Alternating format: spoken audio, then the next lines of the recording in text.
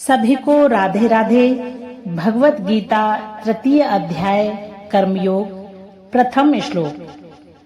अर्जुनः उवाच जायसी चेत् कर्मणः ते मता बुद्धि जनार्दन तत् किं कर्मणि घोरे मां नियोजयसि केशव। अर्जुन ने कहा, हे जनार्दन, हे केशव, यदि आप बुद्धि को सकाम कर्म से श्रेष्ठ समझते हैं तो फिर आप मुझे इस घोर युद्ध में क्यों लगाना चाहते हैं। द्वितीय श्लोक। व्यामिश्रेण इव वाक्येन बुद्धिं मोहयसीव मे तत् एकं वद निश्चित्य येन श्रेयः अहम्याप्नुयाम्।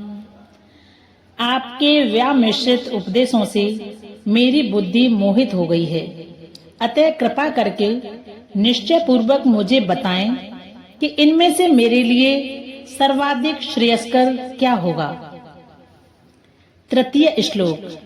श्री भगवान उवाच लोकेऽस्मिन् द्विविधा निष्ठा पुरा प्रोक्ता मया नघ ज्ञानयोगेन सांख्यानां कर्मयोगेन योगिनाम्। श्री भगवान ने कहा, हे निष्पाप अर्जुन, मैं पहले ही बता चुका हूँ कि आत्म साक्षात्कार का प्रयत्न करने वाले दो प्रकार के पुरुष होते हैं। कुछ इसे ज्ञान योग द्वारा समझने का प्रयत्न करते हैं तो कुछ भक्तिमय सेवा के द्वारा।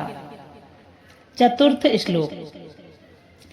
न कर्मणां यनारम्भात् नैष्कर्म्य पुरुषयश्नुते न च सन्न्यासनात् एव सिद्धिं समधिगच्छति। न तो कर्म से विमुख होकर कोई कर्म फल से छुटकारा पा सकता है और न केवल संन्यास से सिद्धि प्राप्त की जा सकती है। पंचम श्लोक। नहि कश्चित् क्षणमपि जातु तिष्ठति कर्मकृत् कार्यते हि यवशः कर्म सर्वः प्रकृतिजैः गुणैः। प्रत्येक व्यक्ति को प्रकृति से अर्जित गुणों के अनुसार विवश होकर कर्म करना पड़ता है, अतः कोई भी एक क्षण भर के लिए भी बिना कर्म किए नहीं रह सकता। अर्थात यह देहधारी जीवन का प्रश्न नहीं है, अपितु आत्मा का यह स्वभाव है कि वह सदैव सक्रिय रहता है। आत्मा की अनुपस्थिति में भौतिक शरीर हिल भी नहीं सकता। यह शरीर मृत वाहन के समान है जो आत्मा द्वारा चालित होता है, क्योंकि आत्मा सदैव गतिशील रहता है और वह एक क्षण के लिए भी नहीं रुक सकता।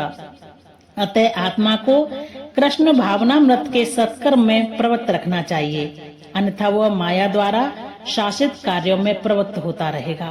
राधे राधे।